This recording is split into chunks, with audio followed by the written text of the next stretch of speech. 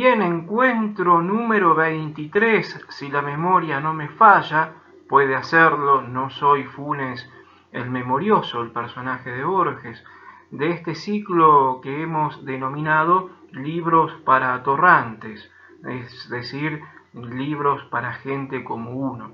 De tantas veces que me llamaron atorrante o vago, bien, se me quedó grabado el mote. No tiene ninguna connotación negativa, absolutamente, en mi caso. Para mí, ¿no? Esto puede ser subjetivo, pero bueno, para muchos sí, sobre todo aquí en el interior del interior de lo que es la Argentina, que es una anticipación de la vida en el infierno, o si no es el infierno ya directamente. Sobre todo estas comunidades que pertenecen a la Pampa Gringa, este, donde se mezclaron, unieron piamonteses y criollos, ¿no es cierto? Y bien, salió todo esto, ¿no? Las llamas, ¿sí? Las llamas infernales. El nombre no interesa, Ariel Garis, bien, ya lo dije, ya está, me presenté, continúo. Vamos a hablar, también lo hemos hecho en el encuentro anterior, de literatura italiana. Hoy continuamos con literatura italiana del siglo XX, pero más avanzado. Traigo para el ciclo Libros para Atorrantes a Don Camilo, Un mundo pequeño, del escritor Giovanni Guareschi. Bien, Giovanni Guareschi nació en Parma en 1908, murió en Rávena en 1968. Guareschi era hijo de un comerciante y de una maestra, ¿no? Siempre trabajó desde muy pequeño, desde muy joven, mejor dicho, en periódicos, en revistas de provincia, ¿no? Se ganó la vida trabajando como escritor, como periodista. Siempre con diarios menores de provincias. Bueno, las provincias en Europa no son como las provincias en la Argentina, ¿no? Tienen sus problemas, por supuesto, pero bien, no hay llamas, ¿sí? Guareschi, claro, tenía un espíritu muy combativo, muy satírico, pertenecía a una familia muy católica, él fue muy católico, era un hombre de ferviente fe, ¿no es cierto? Y también se le ocurrió durante el fascismo, durante el gobierno del Duce, de Benito Mussolini, criticar a Mussolini. Esto le costó muchísimos problemas, siempre tuvo problemas con el hecho de su personalidad criticona, ¿no? Y su personalidad satírica, muy dada a la ironía, pero muy fuerte. En sus periódicos escribía, sus artículos eran verdaderas bombas incendiarias, ¿no? Hasta sus propios compañeros, una palabra muy cara para los argentinos, cara en el sentido de cara por querida y también de cara por onerosa. Claro, y entonces empezó a criticar a Mussolini. Para evitar problemas, se puso el uniforme y se fue a pelear la guerra. Pero en el 43 todo ya el mundo sabía que Italia perdía la guerra, los aliados avanzaban por el sur. Entonces decide desertar y allí es tomado prisionero por los alemanes, conducido a campos de concentración. Nosotros con un amigo hicimos un documental sobre Daniele Dugoni, que vivía muy pocas cuadras de mi casa, que le había pasado algo parecido, ¿no? Tenía 17 años, perdón, porque el servicio militar Mussolini cada vez lo hacían entrar más joven para más soldados en la guerra, y claro, en el 43 desertaron, y también este personaje, Daniele Dugoni, estuvo real, ¿no? Estuvo en Auschwitz, justo, en 4 campos de concentración nazis. Uno de ellos Auschwitz, donde lo torturaron, le sacaron una muela sin anestesia. Busqué el documental, se llama Daniele Dugoni, yo estuve ahí, está en YouTube. A Guareschi le pasó algo parecido. pasó por 2 campos de concentración nazis. Los trataron como traidores, ¿sí? Bien, terminada la guerra, la vida para Guareschi, ¿no es cierto?, y para los italianos no fue tampoco tan cómoda, ¿no? Vienen tiempos de miseria y vienen tiempos en los que Italia se debatía sobre la monarquía y la república. Guareschi era partidario de la monarquía. La monarquía en un plebiscito perdió, el rey tiene que huir. Guareschi en su revista Cándido, ¿no? Ya había fundado una revista, y en esa revista Cándido, como el personaje, el título de la famosa novela de Voltaire, y en esa revista empezó después por un lado a militar a favor de la monarquía, y cuando la monarquía perdió, a militar a favor de la democracia cristiana, ¿no? Y claro, a combatir al comunismo, los combates al comunismo eran realmente muy graciosos que Guareschi hacía, manejaba la ironía de forma muy fina. Por ejemplo, decía, en el cuarto oscuro, Stalin no te ve, Dios sí. Todo ese tipo de cosas.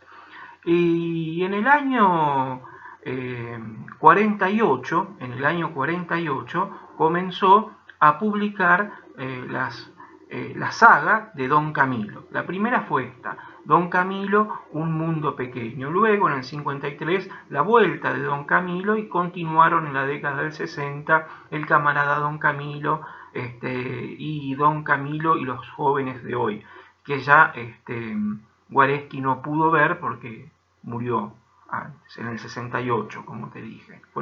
Las últimas fueron publicaciones póstumas, junto con otros cuentos y relatos, en donde este personaje tan caro por lo querido acá, ¿no? Don Camilo es un cura, ¿no? Es un cura de pueblo, en un pueblo en la ribera del Po, ¿no? Un pueblito muy, muy pequeño, que se lleva muy mal con Giovanni Botazzi, alias Pepone, el síndaco, el intendente, el alcalde de ese pueblo, que es comunista, ¿no? Que su vida se dirime entre el taller, que le da el sustento para vivir, y la política, el comunismo. Entonces, claro, Don Camilo es un poco el alter ego de Guareschi.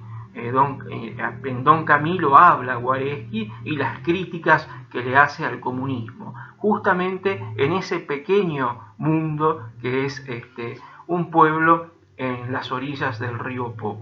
En el año 52, las entregas, las novelas de Don Camilo fueron llevadas al cine con gran éxito, ¿no? Y continuaron, ¿no es cierto?, en la década del 50, produciéndose las películas. Creo que son 4 las entregas de Don Camilo, con el famoso actor francés Fernandel, ¿no? Un gran cómico que interpretó a este cura de una forma brillante, ¿no? Tuvieron gran éxito la saga de Don Camilo, versión cinematográfica. Podés verla, creo que están en las redes. Y es también muy que quedó grabado en la memoria de todos los que amamos a este tipo de literatura, a la obra de Guareschi, esta cosa, ¿no es cierto?, de Don Camilo, de conversar con el Cristo que tiene en el altar mayor de su iglesia, ¿no? Y el Cristo que le dice: Don Camilo, para, detente, no odies tanto a Pepone, son también hijos míos los comunistas, todo ese tipo de cosas, ¿no? Bien, se llevan muy mal con el síndaco, con el intendente, se tiran, es una batalla campal la que hacen. Ahora, por ejemplo, cuando se inunda el pueblo, aunan esfuerzos para solventar gastos y reparar daños, ¿no? Hay un diálogo entre marxismo y cristianismo. Hay un diálogo. En Hispanoamérica lo conocemos a través de la teología de la liberación, en la Argentina a través de, por ejemplo, del mítico ya caso del padre Mujica. Hay un diálogo entre cristianismo y comunismo. En algún momento se tocan. Claro, es un diálogo entre el catolicismo, una vertiente del catolicismo, y el marxismo, no entre el mundo protestante y el marxismo, ¿no? Que allí es muy difícil dialogar. Es interesante esa comparación. Claro, la ayuda, la solidaridad, la ayuda, la cuestión de la liberación en el caso de nuestro continente. Bien, hay un punto en lo solidario, en la política económica de redistribución en el que se tocan un poco ahí marxismo y cristianismo. Claro, después el materialismo y el trascendentalismo no pueden convivir. Pero en las sagas, en las entregas de Don Camilo, es como los antagonismos se necesitan, se buscan, se requieren, ¿no?, para formar esas dos caras una única moneda. Guareschi tampoco después de la guerra no tuvo una vida muy placentera. Estuvo preso en 2 oportunidades por las acérrimas críticas que hizo a la política italiana, ¿no es cierto? Y también combatía a sus propios compañeros, no podía con su genio. Hasta se la pasó algunos meses detenido y en una oportunidad estuvo hasta 1 año detenido, ¿no? Su salud comenzó a empeorar y tenía que irse a Suiza, ¿no es cierto?, respirar aire puro, en fin. Para poder aliviar sus pesares corporales. Siempre fiel a ese espíritu combativo, ¿no? A veces pegaban el palo con el cinismo, cínico perro que ladra en griego, ¿no? Es el perro que ladra, el perro que ladra no muerde, dice el refrán, molesta. Y esa era, creo, la actitud que Guareschi buscaba tener. Pero dos presidentes de Italia lo mandaron preso, perdió juicios por difamación, calumnias, etc. Un personaje bastante interesante. Las películas de Don Camilo fueron grabadas en el pueblo de Brescello, en Reggio Emilia, en el norte de Italia, ¿no? Allí también Gino Cervi hizo el actor italiano que interpretó a Pepone, ¿no?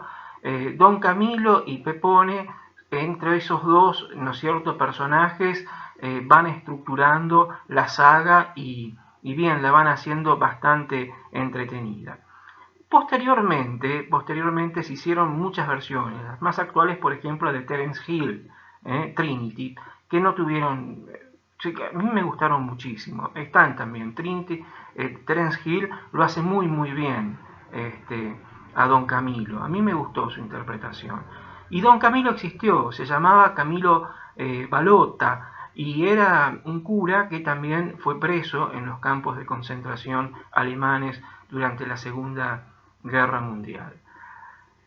Yo conocí a un cura que conoció a su vez a Perón, que en el seminario lo habían retado por leer Don Camilo, que eso no era literatura para gente seria, le dijeron, que no era literatura para intelectuales, para sacerdotes que se estaban formando. Después había ido a España, a Europa, para estudiar lo del Concilio Vaticano II, ¿no es cierto? Y en esa oportunidad pidió una entrevista con Perón y Perón se la dio en Puerta de Hierro. Bien, le dijeron que no era literatura para gente seria, que no era literatura para intelectuales. Bien, ¿qué será hacerse una gente seria? ¿Qué será ser intelectual?